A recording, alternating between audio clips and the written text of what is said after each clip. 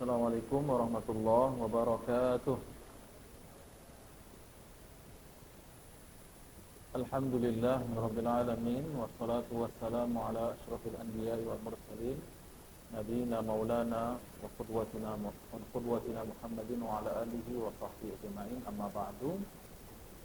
Bapak Ibu, saudara-saudari jemaah wirid pengajian Yayasan Semen Padang yang dimuliakan oleh Allah, alhamdulillah, syukur pada Allah. Rezeki dikasih Allah pagi ini hujan lebat, sehat, sempat, dan yang penting lagi iman wal Islam yang bisa membuat kita hadir di rumah Allah kali ini. Pertama, saya mohon maaf karena terlambat. Benar di kepala saya tadi dari kemarin tadi malam itu besok pengajian SPH 8.30. Itu gara-gara itu tuh Pak. Tak kenapa tadi mulai dari malam itu pikirannya SPH 8.30, SPH 8.30. Tadi pagi pas lagi ngantar anak di Lubuk Minturu beringat buka-buka WA Andre jam 8 sampai 9 ya. Kaget ya. Ya udahlah ngebut dari sini. Tapi nggak usah ngebut juga karena hujan lebat. Ya. Jadi sekali nggak apa-apa saya yang nunggu, Bapak Ibu yang nunggu ya, apa ya. Biasanya saya yang nunggu. Dendam nih Ustaz. Lagi dimaafkan Pak Ibu. Baik, kita mulai pengajian kita dengan baca basmalah. Bismillahirrahmanirrahim. Masih tentang sholat ya. Kalau tidak salah pertemuan terakhir itu tentang bacaan setelah surat Al-Fatihah yang sifatnya opsional. Kita baca bagus, tidak dibaca Al-Fatihah saja, sholatnya sah, tidak batal sholatnya. Jadi kalau orang sholat hanya membaca suratul Fatihah di rakaat pertama tanpa membaca apapun surat atau ayat, sholatnya sah. Sholatnya sah, tidak batal, tetapi rugi. Ya, lebih baik dia baca surat atau ayat sebagaimana firman Allah, faqra'u ma tayassara minal Qur'an, bacalah bacaan yang mudah bagimu. Kemudian lebih sesuai dengan sunnah Nabi. Kalau kita sholat dengan membaca surat dan ayat itu sesuai dengan sunnah Nabi Muhammad SAW, kecuali dalam keadaan darurat, terburu-buru, kita dalam keadaan rush ya, dalam keadaan buru-buru, kita dalam keadaan darurat, nah maka tidak membaca ayat atau surat setelah suratul Fatihah. Atau di rakaat ketiga dan keempat pada sholat yang 4 rakaat, yaitu sholat zuhur, sholat asar, dan sholat isya. Sholat zuhur yang ketiga dan keempat, sholat asar rakaat ketiga dan keempat, dan sholat isya rakaat ketiga dan keempat, maka kita tidak membaca surat atau tidak membaca ayat. Apa hukumnya kalau ada orang yang mau membaca? Hukumnya boleh. Hukumnya boleh, tidak terlarang, tetapi tidak sunnah. Hukumnya boleh-boleh saja, silahkan. Terutama kalau kita posisinya masbuk, artinya harus menambah jumlah rakaat, maka dianjurkan kita menambah bacaan setelah Fatihah dengan surat atau ayat pilihan. Baik. Kemudian setelah itu mungkin ada pertanyaan, apa hukumnya membaca lebih dari satu surat dalam satu rakaat? Boleh saja. Misalnya seorang sholat dalam satu rakaat membaca trikul. Apa itu trikul? Ya. Qul huwallahu ahad, qul a'udzu birabbil falaq, qul a'udzu birabbin nas. Dibaca 3 dalam satu rakaat, boleh. Jangankan trikul, Al-Baqarah, Ali Imran, An-Nisa mau diborong silahkan. Sebagaimana yang dilakukan oleh Nabi Muhammad SAW.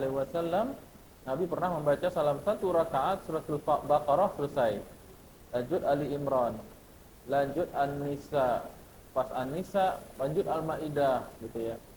Nah itu bisa dilakukan ya. Walaupun tidak berurutan, walaupun salah urutannya, boleh hukumnya dalam mazhab Syafi'i. Baik. Jikalau di antara bacaan-bacaan itu ada namanya ayat sajadah atau ayat sajadah gitu ya, maka dianjurkan kita sujud tilawah, tetapi tidak wajib, kecuali kita sholat berjamaah. Kalau imam sujud tilawah, kita juga sujud tilawah. Jangan tagak surang wa, gitu kan? Kan tidak wajib, memang tidak wajib, tapi kewajiban kita di situ mengikuti imam. Baik. Dan sujud tilawah ini bagi imam tolong baca takbir biar jelas komandonya. Baca takbir mau sujud, bangkit lagi juga baca takbir. Baik. Kemudian dianjurkan kita merespon bacaan ayat yang kita baca. Maksudnya apa itu? Apabila di situ ada doa, boleh kita berdoa dalam hati atau mengangkat tangan kalau sholatnya sendirian. Atau imam membaca ayat-ayat seperti kalimat tanya, ya. Alaihissallahu biahkamil hakimin. Bukankah Allah itu sebaik-baik pemberi keputusan? Kan kalimat tanya itu Pak itu. Maka dijawab bala. Dijawab dengan kata bala wa nahnu ala dzalika minasyahidin. Hadis riwayat Imam Tirmidzi, hadisnya hasan, ya. Jadi boleh kita membaca, merespon bacaan-bacaan atau pertanyaan di dalam Al-Quran dengan ucapan bala wa nahnu ala dzalika minasyahidin. Bala, tentu ya Allah, dan kami bersaksi atas hal tersebut, gitu. Dan kami termasuk orang yang bersaksi atas hal tersebut. Itu termasuk sunnah di dalam membaca ayat-ayat Al-Quran di dalam sholat. Dan sholat pahalanya besar karena banyak faktor, diantaranya keikhlasan, kekhusyuan, dan panjang bacaan Al-Quran ketika sholat tersebut. Jadi mau banyak pahala sholat, maka panjangkan bacaan ayat dan surahnya. Kalau imam terpanjang bacanya, Bu, tidak usah protes, sabar saja, ya, terima nasib, ya. Jadi kalau imam agak terpanjang bacanya, berarti imam mau sedekah, mau memberikan kita pahala lebih, ya. Dan pahala itu bisa bermanifestasi kepada keberhasilan, bisa dihapus dosa, diangkat derajat, atau dikabulkannya doa. Boleh jadi karena kita rajin sholat di belakang imam, itulah hajat kita terpenuhi. Kenapa? Karena kita mendapat pahala-pahala daripada bacaan sholat yang panjang tersebut. Apalagi kalau bacaan imamnya bagus, syukuri itu, gitu kan. Jadi kalau bagi saya bacaan panjang pendek itu tergantung kualitas imam sebenarnya. Imam kalau punya kualitas bacaannya walaupun Al-Baqarah terasa pendek. Ini kalau imam itu putus bacaannya na'udzubillahi min dzalik, ina atoina pun rasa Al-Baqarah. Kenapa? Karena bacaannya menyakitkan telinga, ya. Jadi memang kualitas imam, sound system, kenyamanan masjid, mushola itu penting dalam beribadah. Baik, setelah itu, setelah baca ayat dan surat, apa yang kita lakukan? Jangan terburu-buru untuk ruku, tenang dulu. Jangan begitu juga imam, ya. Seperti ayat tadi kita baca. Alaihissallahu biahkamil hakimin. Allahu akbar. Jangan, kasih jeda sedikit. Ya, alaihissallahu biahkamil hakimin. Jadi jawab ya, bala wa nahnu 'ala dzalika minasyahidin. Jeda sedikit baru ruku benar, ya. Baru ruku setelah itu. Sebelum ruku kita mengangkat tangan dianjurkan alias sunnah. Tidak wajib ya, tapi sunnah. Mengangkat tangan, bagaimana cara angkat tangannya? Sama dengan ketika takbiratul ihram. Bagi pria ada dua opsi, yaitu setinggi bahu atau setinggi daun telinga atas. Ini berada di samping telinga. Tangan rileks, tidak terlalu rapat, tidak terlalu renggang, menghadap kiblat, santai. Laisallahu biahkamil hakimin. Diam sejenak, baru Allah. Kapan menyebut Allahnya? Ketika perpindahan itu. Berapa panjangnya? Sepanjang kita pindahnya. Yang dipanjangkannya di lafaz lam, ya. Allahu Akbar. Sekali lagi jangan panjangkan ke tempat yang lain. Ini salah makna dan artinya. Ya. Nah, kapan kita sebagai makmum ikut? Ketika imam sudah selesai membaca takbir. Ya. Nah, saya contohkan, ada model itu enggak? Ini soalnya. Nah, imam contohnya ya. Jadi ketika imam selesai membaca takbir baru kita bergerak ruku. Itulah makna mengikuti imam. Gimana? Jangan malu-malu nih.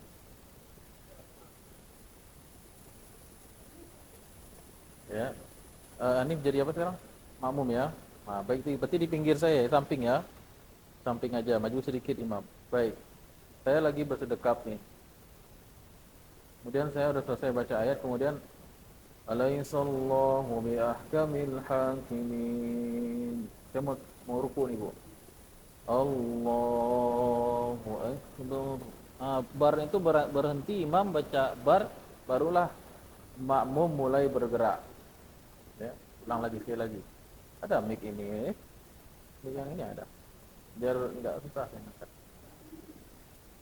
Ustaznya kesusahan dia diam aja.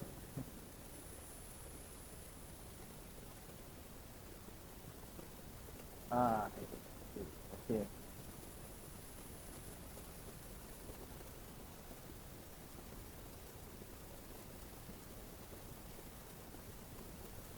Baik, miring lah ya bagusnya ya.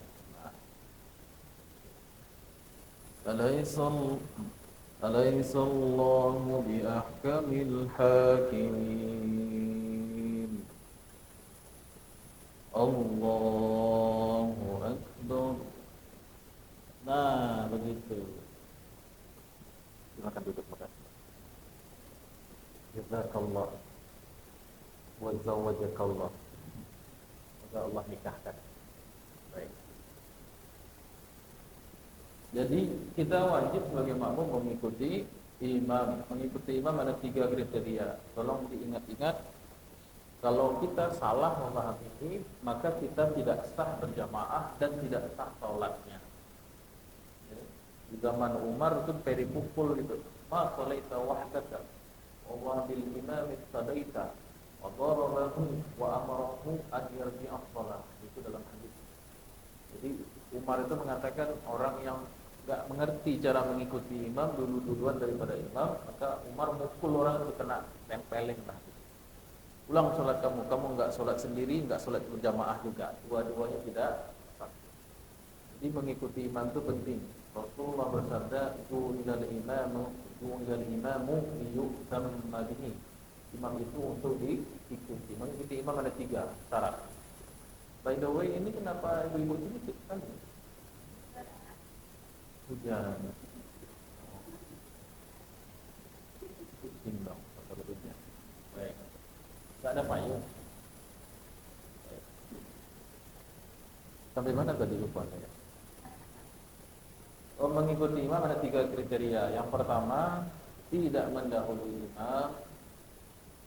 Ya, ini bocil, ya. Imam belum amin, sudah amin duluan. Tidak mendahului imam. Imam belum sujud, dia udah duluan. Imam belum salam, asar, udah. Ini biasanya anak kecil. Ya. Kalau ada bapak-bapak kayak gitu, ulang PKP. Kecil. Yang kedua, tidak membersamai imam. Bersama itu maksudnya dia tipis-tipis ya, bedanya antara membersamai dan mendahului. Itu ketika imam belum selesai komando dia sudah bergerak, itu bersamai namanya. Seperti tadi itu saya baru baca Allah, dia udah ikut juga bergerak. Nah, itu juga membersamai.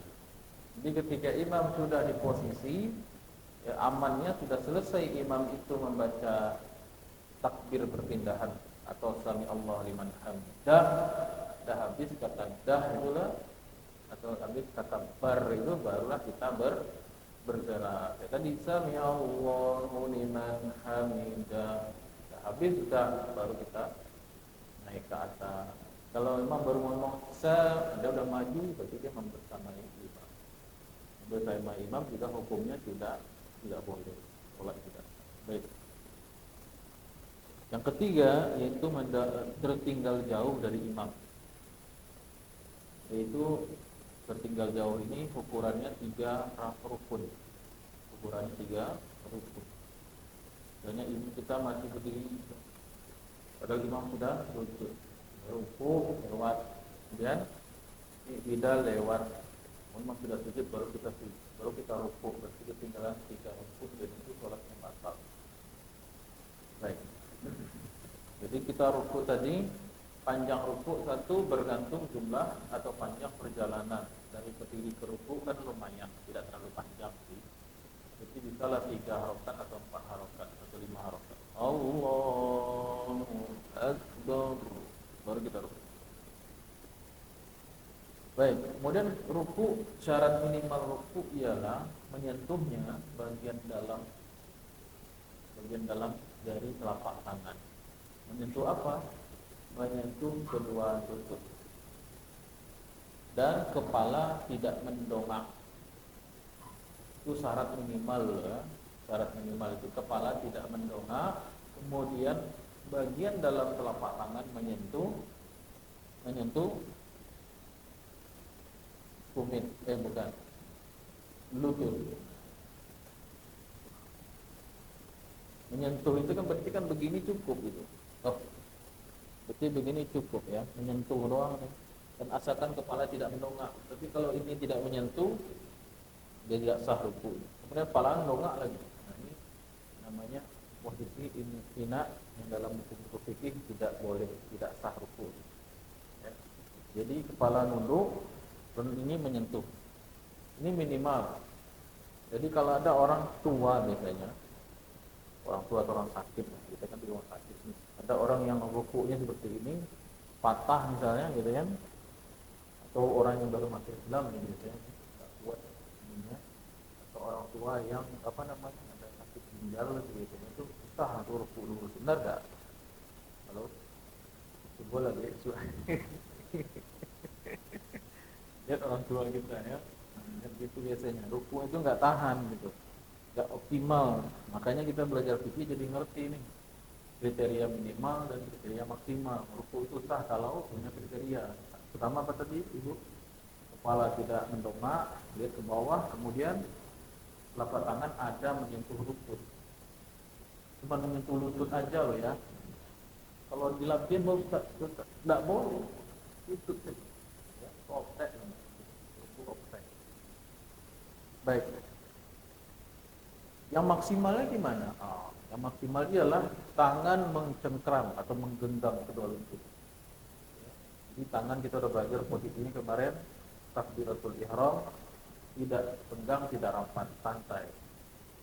Kemudian posisi tangan ketiga bersedekap, menggenggam semua kecuali telunjuk, gitu ya. Di sini apa di sini. Gitu. Sekarang posisi ketiga yaitu mencengkram. Orang begini, mungkin orang begini, macam-macam, gitu. Karena begini, ya.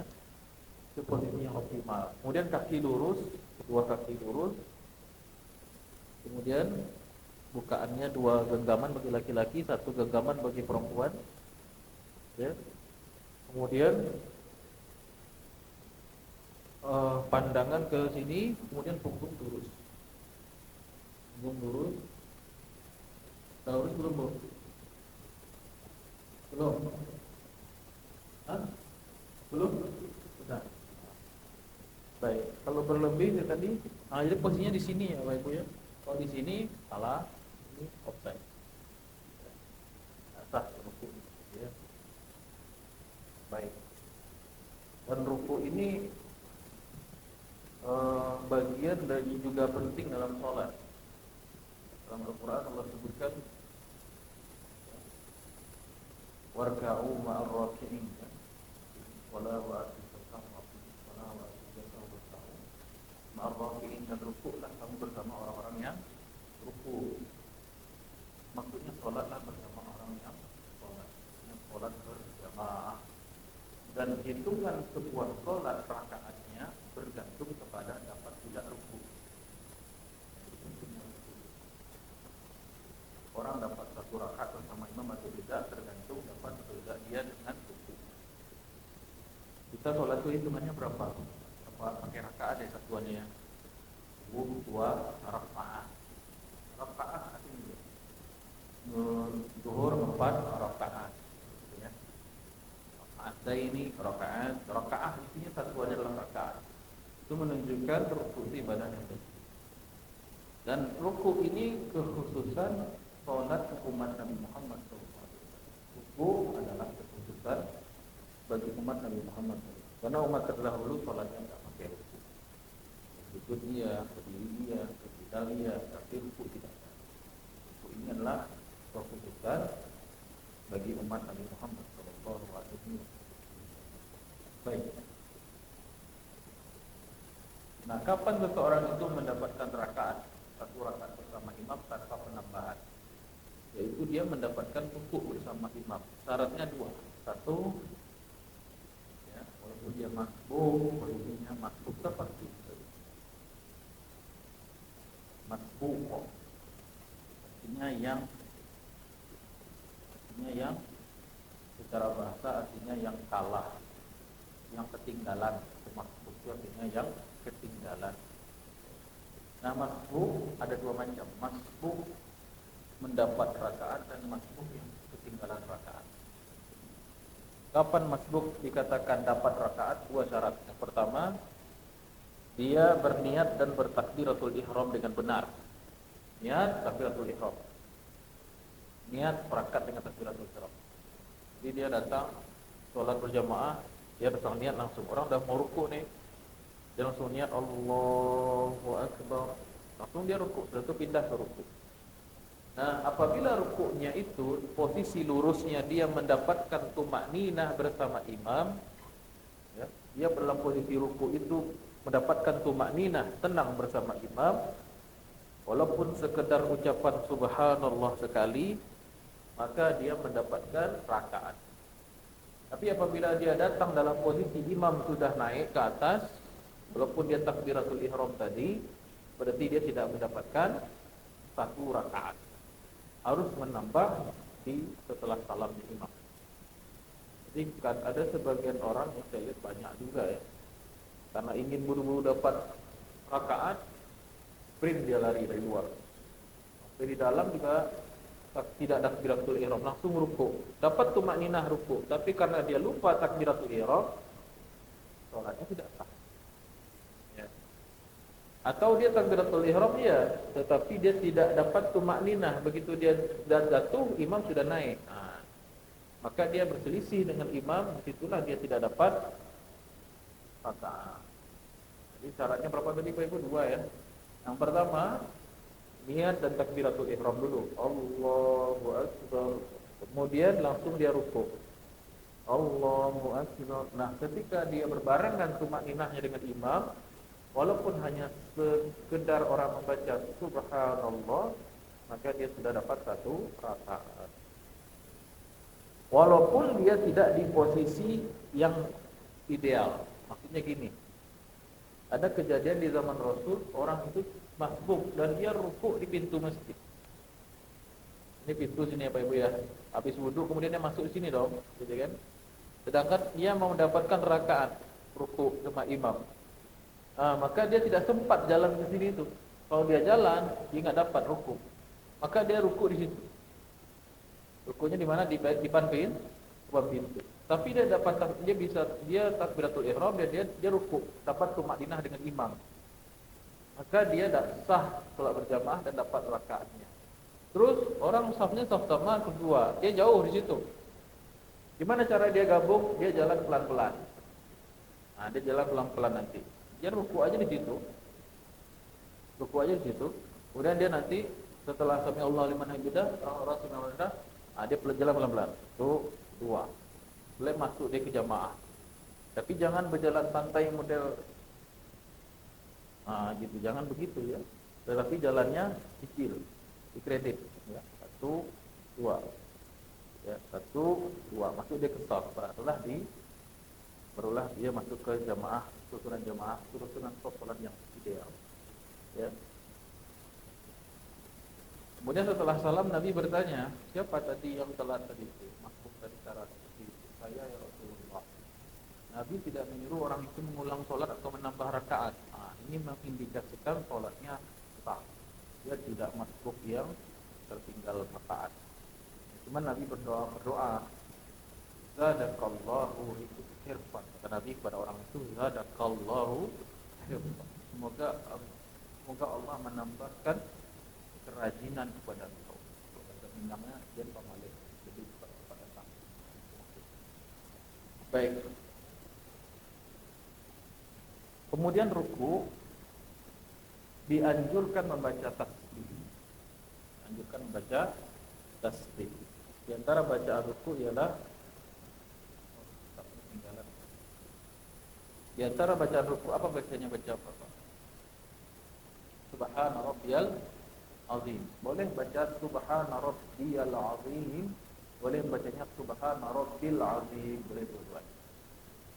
Maknanya subhana rabbi al-azim takbir. Subhana rabbiyal azim, subhana rabbiyal azim. Tambah wa bihamdi boleh, silahkan. Kemudian boleh juga membaca subhanakallahumma wa bihamdika Allahumma firli. Boleh juga. Silahkan pilih yang mana saja. Kalau mazhab Syafi'i cenderungnya membaca subhana rabbiyal azim. Ya. Idza jaa nasrullahi wal fath wa ra'aitan nasa yadkhuluna fi dinillahi afwaja fasabbih bihamdi rabb bihamdi rabb apa? Fasabbih bihamdi rabbika wastaghfir. Itu dalilnya. Dan bertasbih dan bertahmidlah engkau kepada Allah yang al-azim. Baik. Dan dimakruhkan apabila kita ketika rukuk membaca Al-Qur'an. Jadi kalau udah rukuk jangan lagi baca Al-Qur'an, dimakruhkan, tidak disukai. Tapi memang rukuk itu waktunya untuk bertasbih, mengagungkan Allah sebagaimana layaknya Allah diagungkan. Ya, bertasbih, berhusnudzon kepada Allah, mensucikan Allah dari segala sangkaan, khayalan, tuduhan, ucapan yang tidak layak kepada Allah. Itu namanya bertasbih. Baik. Allah Maha melihat, kita melihat, apakah sama penglihatan kita dengan Allah? Tidak. Allah Maha kuasa, kita juga punya kekuasaan, tetapi samakah? Tidak. Itu namanya juga bertasbih. Ada orang bilang Allah beranak, apakah Allah beranak? Subhanallah, tidak. Maha suci Allah yang demikian. Baik. Ada pertanyaan sampai sini, Pak Ibu? Silakan.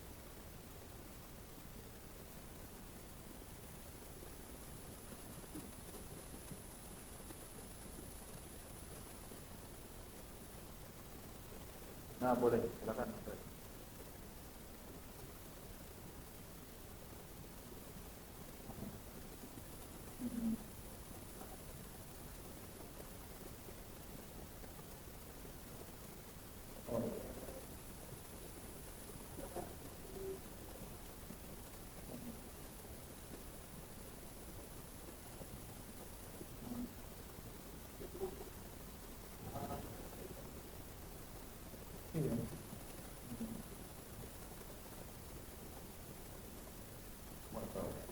Sampai sekarang saya tidak tahu, belum ada penghadapan bacaan buku. Kalau dia sakit wajar ya. Jadi kalau ada dalilnya masalah buku surat itu sedikitnya berat ya.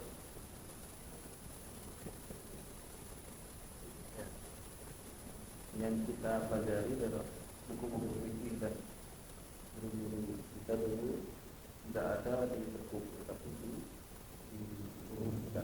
Ya. Kalau ada yang mengatakan di buku, silakan kita referensi bagaimana datang Allah tidak ditemukan salah.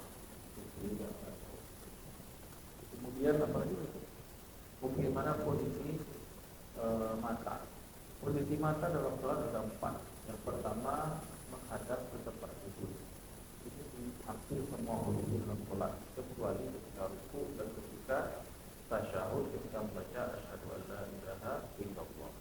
Cuma posisi selain dua itu mata menghadap tempat sujud.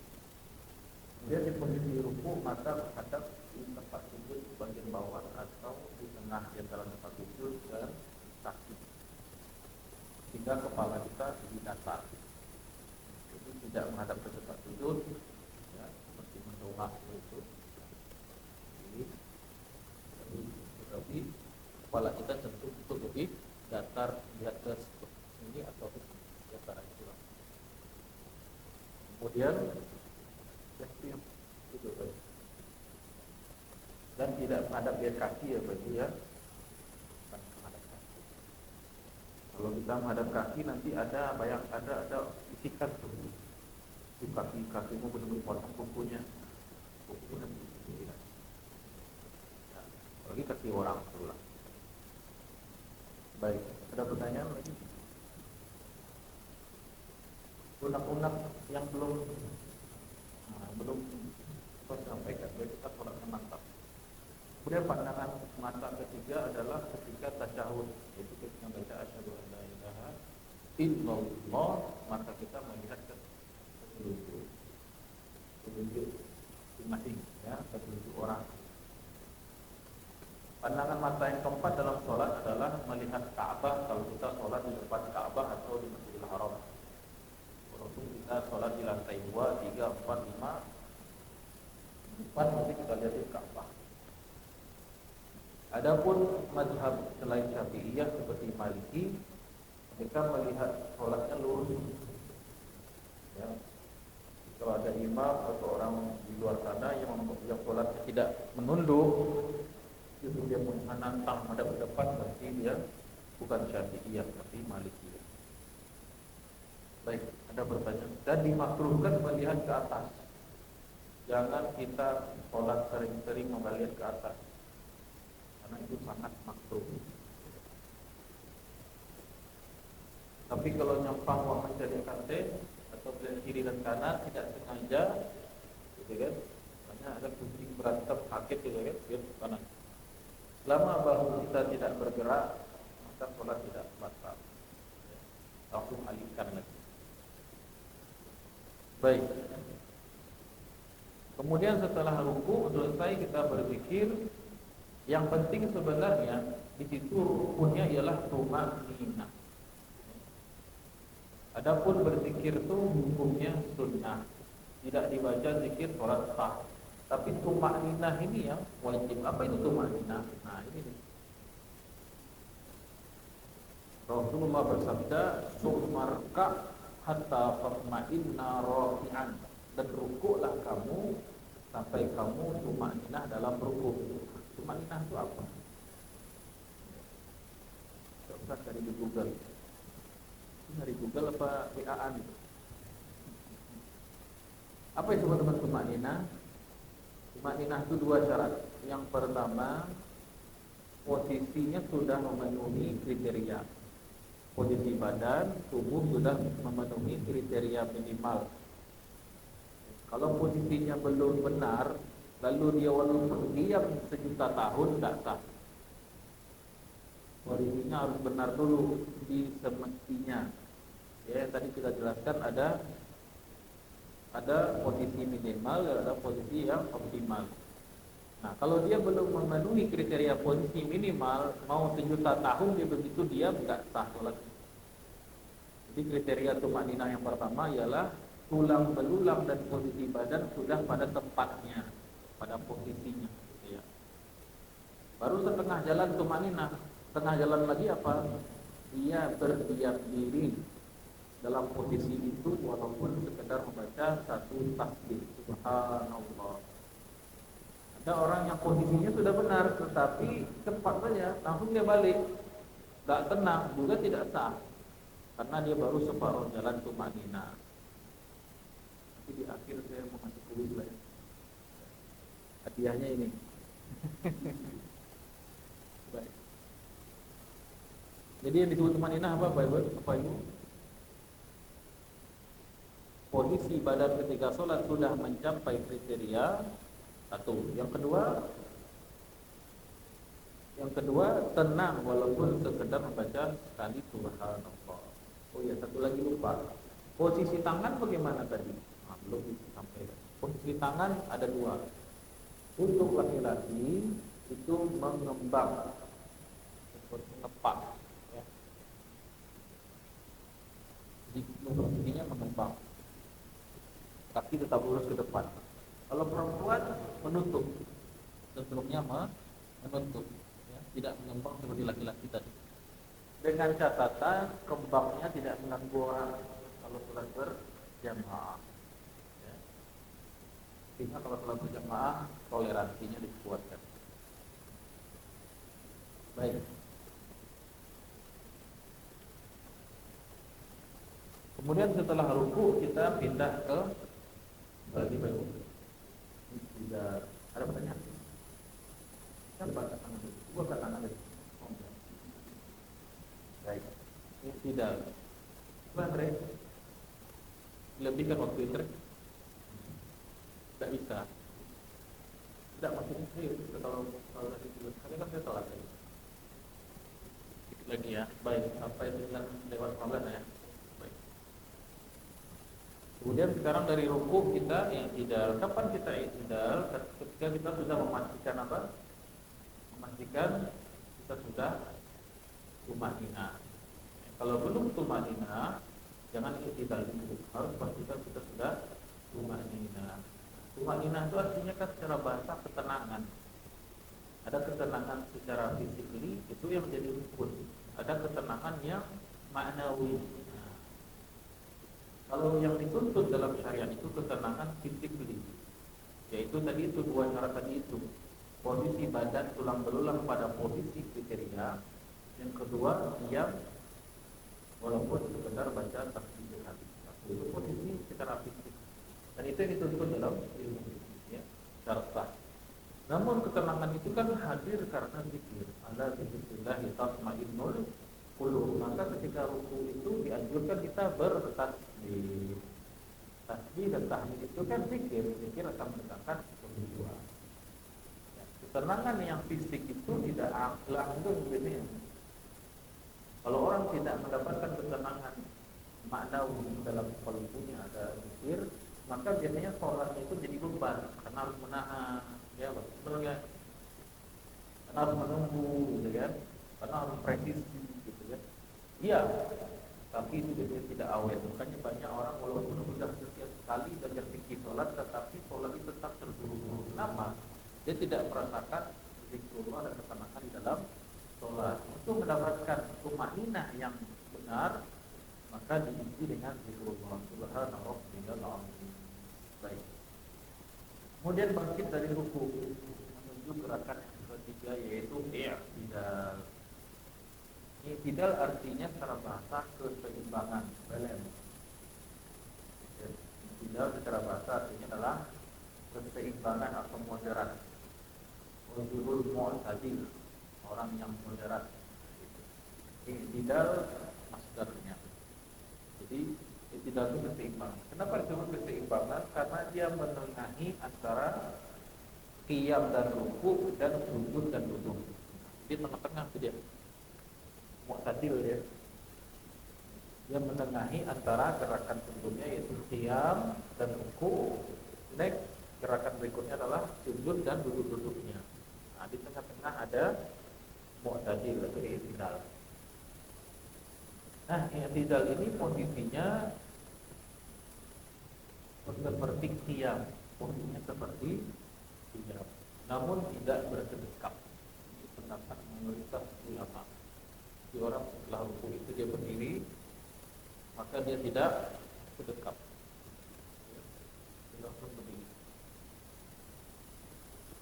Ini pendapat mayoritas mazhab, termasuk Syafi'iyah.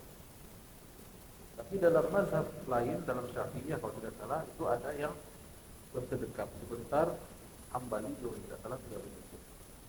Kemudian baru dia sujud. Kemudian i'tidal juga dianjurkan kita mengangkat tangan ketika berpindah. Kalau kita sholat sendiri atau jadi imam, dianjurkan membaca Sami Allahu liman hamidah. Jadi kalau kita sholat di belakang imam, membaca Sami Allahu liman hamidah, tidak perlu membaca Sami Allahu liman hamidah. Apa yang dibaca? Tidak ada. Karena itu kapan? Pas sudah berdiri. Nah, dia salah loh. Dan imam baca Sami Allahu, kita rukun nih.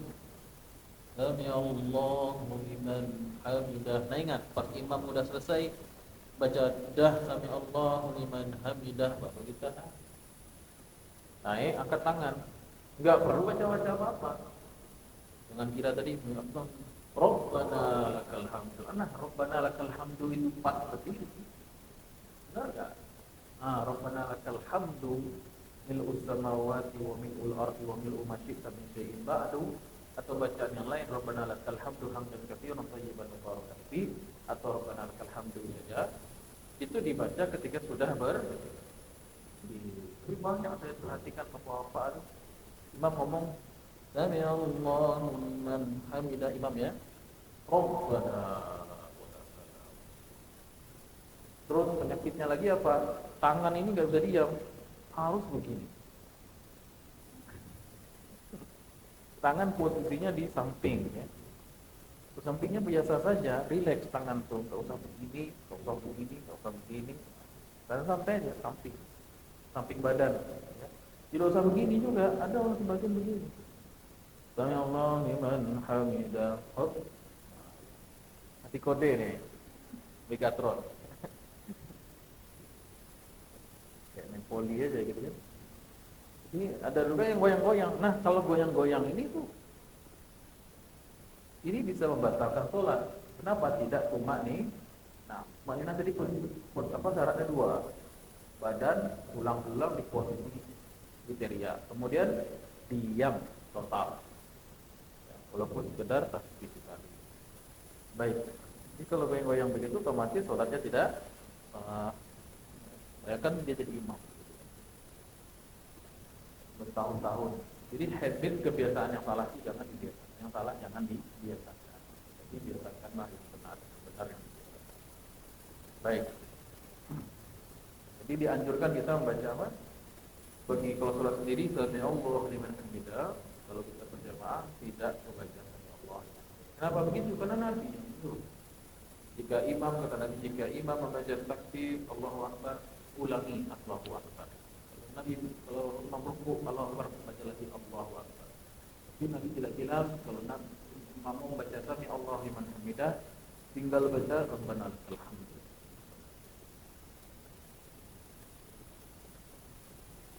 Kemudian apa makna sami Allahu liman hamidah? Di situ tidak ada panjang kecuali lafaz Allah saja itu. Sami Allahu liman hamidah. Kemudian ada imam yang dengar Sami Allahu liman hamidah. Ada nggak? Ada kan? Walaupun nggak terlepas itu ya. Sami Allahu liman hamidah. Ada yang begitu ditandai sama orang Indonesia nih, orang Indonesia Bapak Ibu cenderung memberikan panjang di akhir kalimat, benar nggak? Coba perhatikan. Orang Indonesia itu sering memanjangkan di ujung kalimat. Hei, gimana kabar? Baik, nah gitu. Orang Indonesia, Assalamualaikum, gitu ya. Padahal kan Assalamualaikum. Lidah kita tuh mau memanjangkan di bagian akhir. Ini sami Allahu liman hamidah. Dahnya haknya hak yang ini yang jauh dia. Bukan dah. Jadi sami Allahu liman hamidah. Itu mana sami'a? Mendengar. Allah Maha mendengar orang yang bertahmid, memuji dan bersyukur kepada Allah. Nah, itu sebagai warning ke kita bahwasanya apapun yang kita ucapkan dalam sholat, Allah pasti mendengar, Allah pasti mengijabah, Allah pasti menilai, membalas dan sebagainya. Jadi ketika membaca tadi makin menguatkan, mengingatkan kita apapun yang kita baca dalam sholat, Allah tahu. Tidak ada yang sia-sia dari baca sholat kita, dari doa kita. Allah tahu kalau kita banyak persoalan, Allah tahu kalau kita munajat mau mendekat kepadanya. Nah, itu yang harus dihadirkan. Jangan sampai kita beribadah merasa ngomong sendiri berhadapan pada Allah, tapi tidak. Allah selalu melihat hamba yang sholat. Dalam hadis kan man taqarraba ilayya shibran, siapa yang mendekat kepadaku sejengkal, taqarrabtu ilayhi dira'an, aku mendekat kepadanya sehasta. Man taqarraba ilayya dira'an, siapa yang mendekat kepadaku sehasta, taqarrabtu ilayhi ba'an, aku mendekat kepadanya satu ba'an, satu ba'an. Man taqarraba ilayya wa huwa yamshi, kalau siapa yang mendatangiku dengan cara berjalan, aku mendatanginya dengan harwalatan, dengan berlari. Itu semangat Allah. Jadi jangan kira setiap apa yang kita ucap ini sia-sia dalam sholat. Wa ma yalfizu min qawlin illa ladayhi raqibun atid. Tidak satu pun kata-kata kecuali dicatat oleh malaikat kiri dan kanan. Jadi mulai dari awal dan di akhir, di tengah-tengah kita ada istidal, di situ kita diingatkan lagi sami Allah liman hamidah. Maka puas-puaskanlah kalau ingin berdoa, silakan dalam sholat, dalam hati kalau bukan bahasa Arab, bukan dari hadis, dari Quran dan hadis, maka boleh kita berdoa dalam hati sholat boleh. Jujur misalnya, ya Allah, jodoh ya Allah, di dalam hati. Itu doanya doa. Ya Allah, susah hidup karena ya Allah. Sampaikan dalam hati, Allah pasti mendengar. Tapi jangan dilafazkan. Kamu mau lafazkan nanti selesai salam. Baik. Jadi boleh berdoa, boleh, terutama di ketika kita sujud. Jadi ya Allah, mu'minah hamidah itu mengembalikan atau merefresh sifat ihsan dalam sholat. Merasa diawasi oleh Allah Subhanahu wa taala dari bacaan penjelasan. Baik. Ada pertanyaan? Saya melakukan bukan saya. Silakan. Nama, umur, status tidak ada.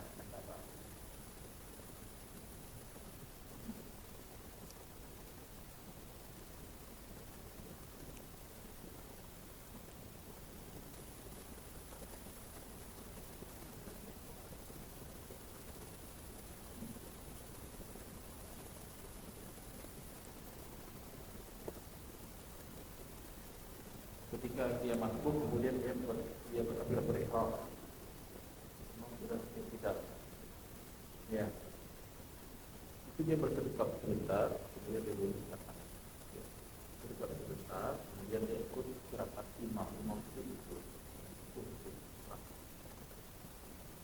Sekali lagi, karena itu ini biasanya banyak bertanya, tapi satuan dia nanya ter. Ya, itu.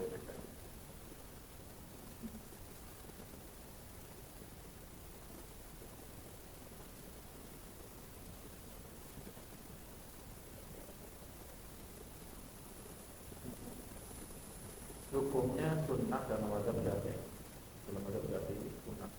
Jadi ketika kita menyambung rakaat kedua ya, kita sudah tadi kita mau rakaat kedua ya, kayak gitu kan. Dianjurkan kita duduk sebentar. Lalu kita keluar telapak tangan begini, bukan begini ya.